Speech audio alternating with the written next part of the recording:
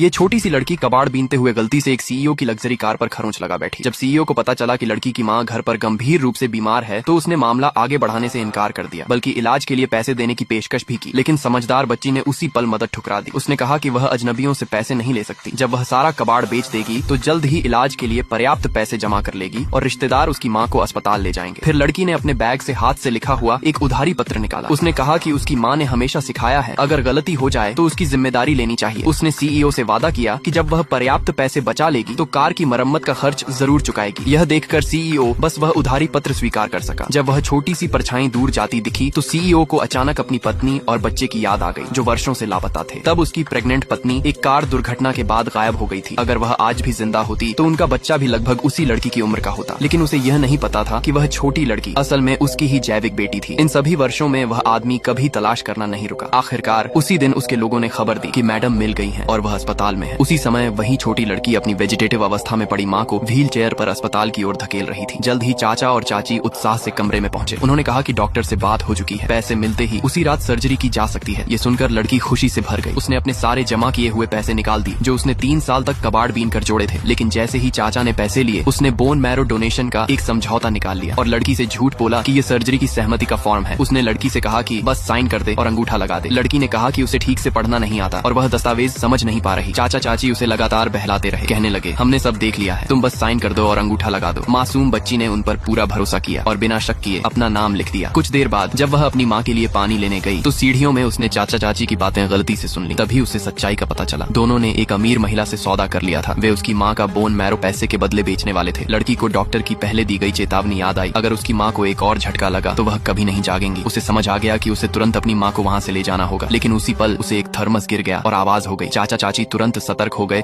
और पूछने लगे कि बाहर कौन है। लड़की तेजी से भागी लेकिन चाची ने उसकी कदकाठी पहचान ली। योजना नाकाम न हो इसलिए दोनों उसका पीछा करने लगे। इसी दौरान लड़की भागते हुए वापस वार्ड की ओर जा रही थी और तभी उसकी टक्कर उसी सीईओ से हो गई जिससे वह पहले मिली थी। उसके गले में पहना जेड का पेंडेंट जमीन पर गिर पड़ा। सीईओ ने उसे तुरंत पहचान लिया। वह वही पारिवारिक धरोहर थी जो उसने सालों पहले अपनी बेटी को दी थी। वह लड़की से उसकी पहचान पूछना चाहता था लेकिन लड़की रुक नहीं सकी। वह उसे हल्का धक्का देकर आगे दौड़ गई। किस्मत से उस आदमी ने लड़की के बालों का एक गुच्छा पकड़ लिया। उसने तुरंत अपने असिस्टेंट को पितृत्व परीक्षण कराने का आदेश दिया। उसे शक था कि यह लड़की शायद सच में उसकी बेटी हो सकती है। उधर लड़की वापस वार्ड में पहुंच गई। चाचा चाची भी तुरंत पीछे आ गए। उन्होंने नकली चिंता दिखाते हुए पूछा कि वह कहाँ थी। लड़की ने खुद को संभाला और कहा कि वह पूरे समय वार्ड में ही थी। तभी डॉक्टर और कुछ लोग अंदर आए। डॉक्टर ने कहा कि सर्जरी के लिए सब तैयार है। चाचा जिसे जल्द पैसे मिलने का लालच था तुरंत बोला कि मरीज को ऑन ऑपरेशन थिएटर ले जाओ। लेकिन लड़की अपनी माँ पर झपट पड़ी और सबका रास्ता रोक लिया।